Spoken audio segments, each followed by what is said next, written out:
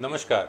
I am Dr. Saurabh Gupta, working as Director and Unit Head in the Department of Surgical Oncology at Fortis Hospital, Shalimar बाग।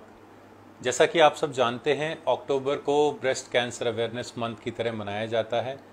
तो इस महीने हमारी भी यही कोशिश रहती है कि हम अलग अलग माध्यमों से इस बीमारी के प्रति जागरूकता पैदा कर सकें, इसे जल्दी डिटेक्ट कर सकें और सही इलाज के बारे में आपको बता सकें। तो ब्रेस्ट कैंसर के बारे में जनरल इन्फॉर्मेशन देना चाहूँगा मैं आपको इस लाइव सेशन में। शुरुआत करेंगे ब्रेस्ट कैंसर के सिम्टम से, वो साइंस या वो इशारे जो हम जनरली मिस कर देते हैं और लेट प्रेजेंट करते हैं डॉक्टर्स को। तो most common symptom is painless lump in the breast. तो महिलाएं अपने हेल्थ को हमेशा बैक सीट पे रखती हैं। ब्रेस्ट में लंप बहुत समय से है, लेकिन जब तक दर्द ना हो, कोई परेशानी ना हो, वो डॉक्टर के पास नहीं जाती। मैं बस यही बताना चाहूँगा कि painless lump is more harmful या more dangerous than any painful lump.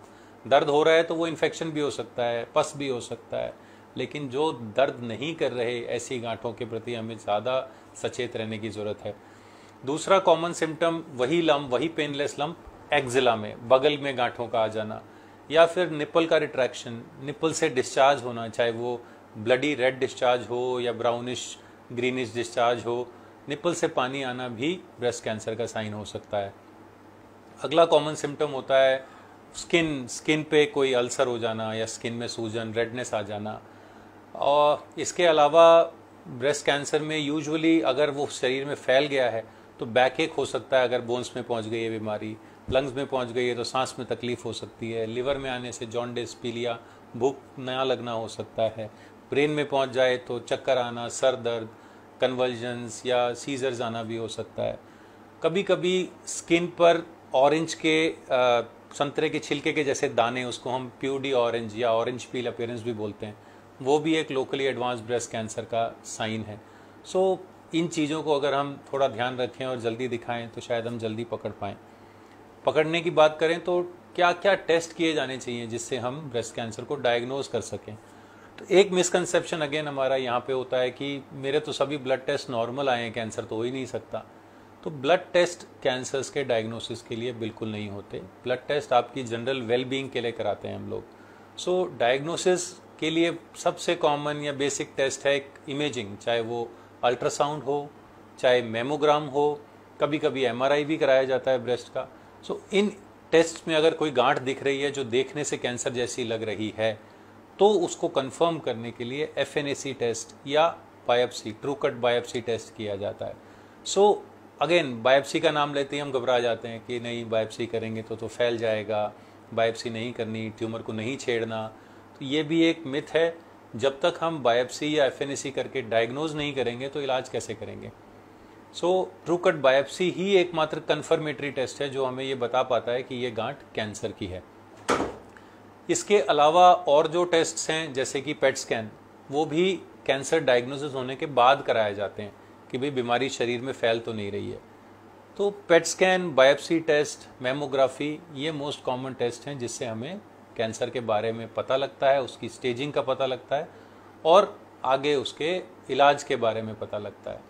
एक ब्रेस्ट कैंसर में एक खास टेस्ट होता है ER-PR HER2/neu, जो कि एक तरह के केमिकल टेस्ट हैं जो बायोप्सी के टुकड़े पे कराए जाते हैं, जिससे हमें ब्रेस्ट कैंसर की बायोलॉजी या उसकी एग्रेसिवनेस के बारे में भी पता लगता है।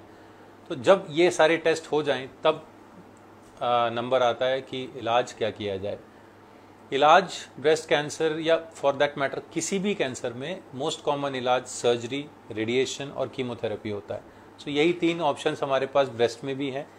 तो सर्जरी की बात करें तो ब्रेस्ट कैंसर सर्जरी 2 भागों में बांटी जाती है, एक ब्रेस्ट की सर्जरी और एक एक्जिला की या आर्मपिट की सर्जरी।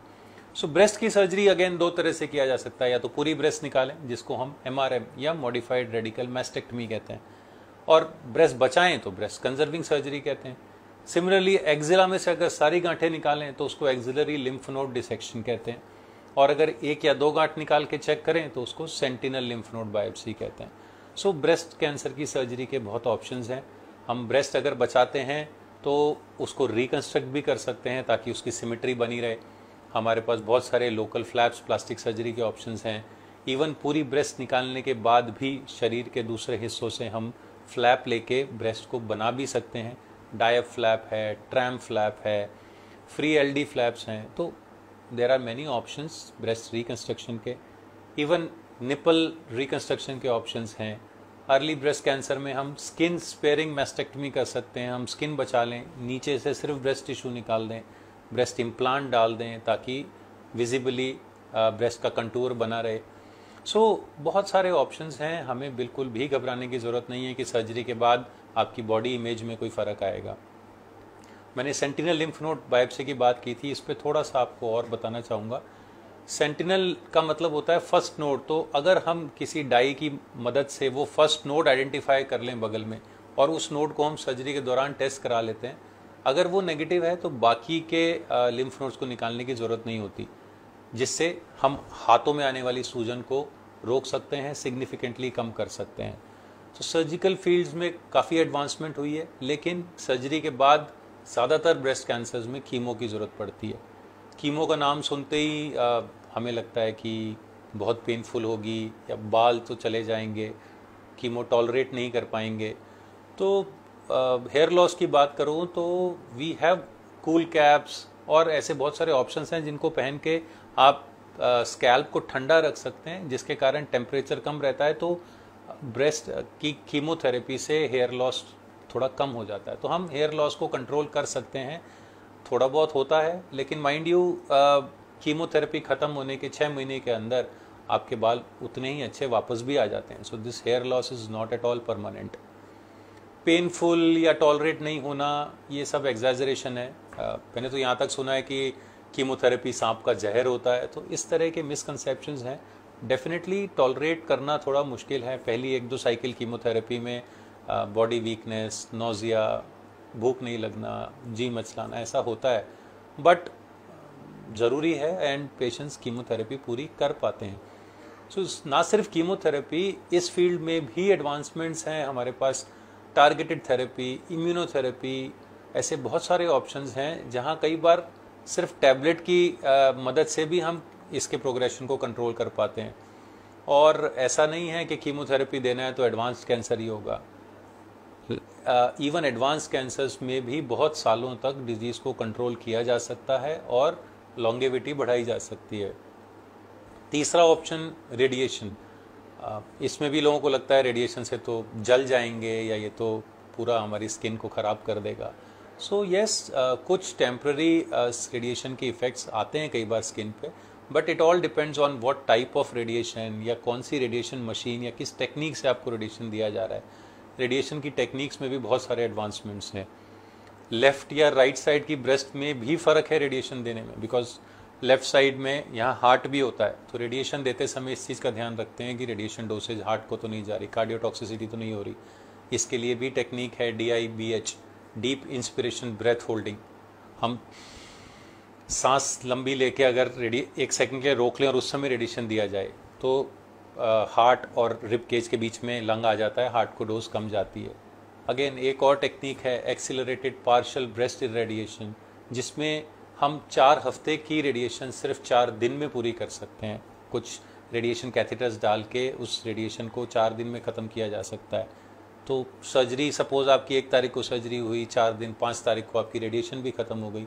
सो 20 दिन बाद जो रेगुलर कीमो लगनी है वो समय से लगेगी, कोई डिले नहीं होगा एंड ओवरऑल ट्रीटमेंट ड्यूरेशन भी कम हो जाएगी। सो इन सब एडवांसमेंट से हमने ब्रेस्ट कैंसर पे काफ़ी हद तक कंट्रोल पा लिया है। इरेडिकेट ना सही, बट येस हमने उसको कंट्रोल किया है और लाइफ स्पैन भी प्रोलॉन्ग किया है। Breast cancer is more like a lifestyle disease, बहुत लोगों को है, लेकिन घबराने की कोई बात नहीं है। अपने डॉक्टर से मिलें, इन सारे ऑप्शंस के बारे में डिस्कस करें सो दैट आप सही इलाज चुन पाएँ। और मैं तो यही कहूँगा कि कोई ज़्यादा साइड इफ़ेक्ट्स नहीं होते इन इलाजों में, थोड़े बहुत हैं जिसको ईजिली टॉलरेट किया जा सकता है। It definitely needs a multidisciplinary care, अच्छा surgeon, radiation oncologist, medical oncologist, physiotherapist, dietitian, nutritionist. अगर ये सब एक ही जगह मौजूद हैं और इनसे कोऑर्डिनेशन अच्छा है तो बिलीव मी इलाज लंबा है लेकिन ईजिली निकल जाता है। इसके अलावा भी अगर आपको कोई और जानकारी, कोई और डाउट्स हों तो अपने ऑन्कोलॉजिस्ट से मिलें, डिस्कस करें, and definitely will be happy to help you. Thank you.